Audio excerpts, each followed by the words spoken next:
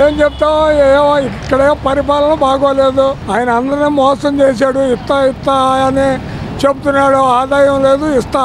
ఆదాయం వచ్చిన తర్వాత ఎక్కడి నుంచి వస్తుంది ఆదాయం ఏ ఊరి నుంచి వస్తుంది?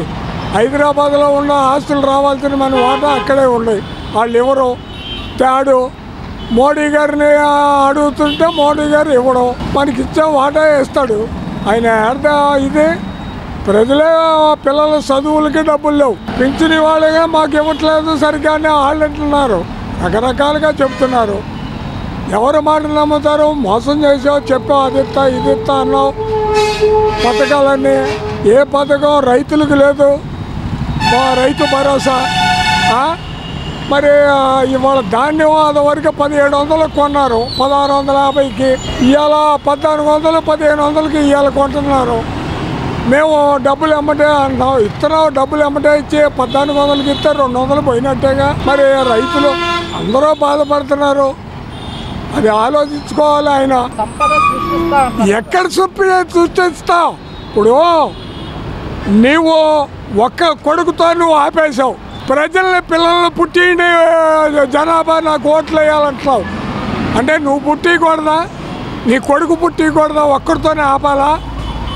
అది నువ్వు ఏ రకంగా సంపత్తి ఎక్కడి నుంచి వస్తుంది సంపత్తి? ఇప్పుడు ఓడరేవులు తయారు చేస్తుంటే దోసు తింటున్నారు, అదని జగన్ అన్నావు. మరి నువ్వు దాని మీద ఆధారపడాలిగా. మన ఆదాయం అంటే ఒక ఫ్యాక్టరీ కట్టో లేకపోతే ఇంకోటో, నీకు నమ్మి ఎవడో ఫ్యాక్టరీలో రావట్లా, వస్తేనే పనే వాడికి ఇది లేదు. ఉన్న ఉద్యోగాలు డ్వాక్రా గ్రూపులని ఏదో ఒకటి ఇచ్చే ఆధారం చూపిస్తే వాళ్ళందరినీ పీకేస్తున్నావు. ఏ రకంగా నమ్ముతారు? కాకపోతే నీకు ఓట్లు వేశారో నమ్మి 5 సంవత్సరాలు నువ్వు పరిపాలన చేస్తావు, అది ఎవడో ఆపడానికి అధికారం లేదు. అది చంద్రబాబు నాయుడు గారు, లోకేష్ గారు వెళ్ళారు. దీనికి స్పందిస్తూ జగన్మోహన్ రెడ్డి గారు ఈ గతంలో కూడా జరిగాయి, ఏం కొత్త కాదు అని చెప్పి జగన్మోహన్ రెడ్డి గారు అంటున్నారు. ఇప్పుడు మీటింగులు జరుగుతాయి, వాళ్ళకి ఫీజులు కట్టలేదుగా. పరీక్షలు స్కూల్లో వాళ్ళు ఏమంటున్నారు, మేము పరీక్షలు రాయనివ్వమంటున్నారు. అది ఎవరి బాధ్యత? తల్లిదండ్రుల బాధ్యత. వాళ్ళు లేకగా నీకు ఇచ్చేసి ఇస్తానంటే హాస్పిటల్ని. ఆయన ఇప్పుడు ఉన్నాడు పిల్లగాడు ఇతర దేశాలు వెళ్తున్నాడు, లేనివాడు ఎలా లేకపోతున్నాడు ఇంగ్లీష్ మీడియం రాక. ఆయన ఇంగ్లీష్ మీడియం పెడితే అది పనికిరాదు మన దేశంలోని. ఈయన అడ్డం తిరిగాడుగా. ఆడు లేనాడు పిల్లగాడు ఇతర దేశాలు బాగూడదు ఇంగ్లీషు నేర్చుకొని. ఇలాంటివన్నీ కొన్ని ఉన్నాయి. ఆయన చెప్తాడు, ఈయన చెప్తాడు. డ్వాక్రా గ్రూపులు లేదు, రైతు భరోసా లేదు, ఏదీ లేదు. కానీ నేను సంపద పుట్టిస్తా. ఎక్కడ పుట్టిస్తా? ఇదే పోగు చేసేది కాదుగా. ఇప్పుడు బజార్లు చూసి కుప్పలు చేసి ఇచ్చేది కాదు. సంపద అంటే ఏముంది సంపద? కాకపోతే నువ్వు రాజధానిలో పొలం అమ్ముతావు అని ఎదువరకే చెప్పావు. 1,00,000 కోట్లు వస్తాయి, ఒక 10,000 ఎకరం ఉందా అమ్ముతాను, 10 లక్షలు చేశాను. రాజధానిలో 10 లక్షలు చేసుకునే కంపెనీ వాడు ఉన్నాడా? ఎవరు ఉన్నారు? నోటికొచ్చిన మాట్లాడాలని చెప్తున్నాడు.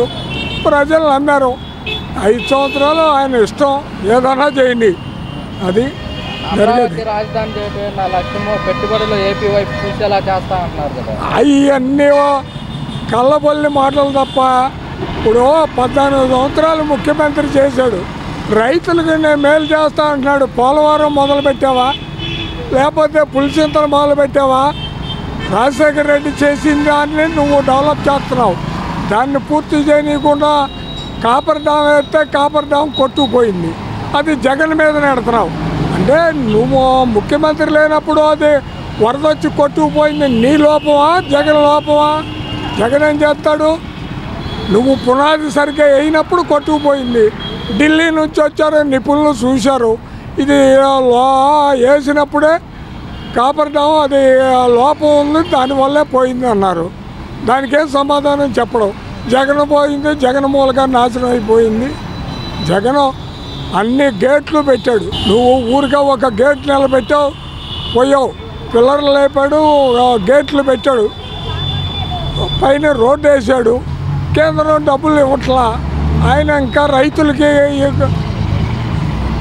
పోలవరం కాలం కట్టలు పోయాలని ఆయన చెప్తున్న డబ్బులు ఇవ్వనప్పుడు ఆయన ఏం చేస్తాడు? ఆయన దగ్గర డబ్బు లేదు. ఇక్కడ ఇప్పుడు ఏం చెప్పినట్టే ఆదాయం లేదు. ఏం చేస్తాడు జగన్ గారు? అంటే జగన్మోహన్ రెడ్డి ప్రజలకు ఆ పథకాలు ఈ పథకాలు పెట్టి రాష్ట్ర ఖజానా మొత్తం ఖాళీ చేసి ఖజానా ఖాళీ. ఈయన 800 కోట్లు ఇచ్చాడు, ఈయన 3,40,00,000 కోట్లు ఏమో అప్పు చేసి ఇచ్చాడు. ఆ జగన్మోహన్ రెడ్డి ఒక 3,40,000 ఆయన అప్పు చేశాడు. ఇద్దరు కలిసి 7,00,000 కోట్లు అప్పు చేశారు. ఎవరు చేసినా అప్పులే.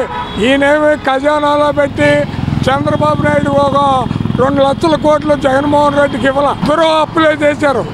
చేసే జగన్మోహన్ రెడ్డి అంటే కింద కేటగిరీని పైకి తీసుకురావాలని చదువులకి అమ్మఒడని అదని ఇదని డోక్రా గ్రూపులకి కట్టాడు. నువ్వు డోక్రా గ్రూపులను మోసం చేసావు, రైతులను మోసం చేసావు, రుణమాఫీ చేస్తాను నువ్వు చేయలా. జగన్మోహన్ రెడ్డి నా వల్ల కాదు, మీకు భరోసా ఇస్తా అన్నాడు. 7,500 ఎంతో ఆయన ఇచ్చాడు. మోడీ గారు ఒక 6,000 ఇచ్చాడు. నువ్వు 20,000 ఇస్తానన్నావు. ఏది 20,000? ఇంతవరకు 6-7 నెలలు అయినా. అయితే ఈ నెల 11 నుంచి రైతు సమస్యపై జగన్మోహన్ రెడ్డి డైరెక్ట్గా ర్యాలీతో కలెక్టర్ దగ్గరికి వెళ్ళి విజ్ఞాపన పత్రం అందజేయబోతున్నారు. అయిపోతున్నాడంటే ఆయన ఏదో ప్రతిపక్షంలో ఉన్నాడుగా మాత్రం ఆయన ధర్మం ఆయన చేస్తాడు.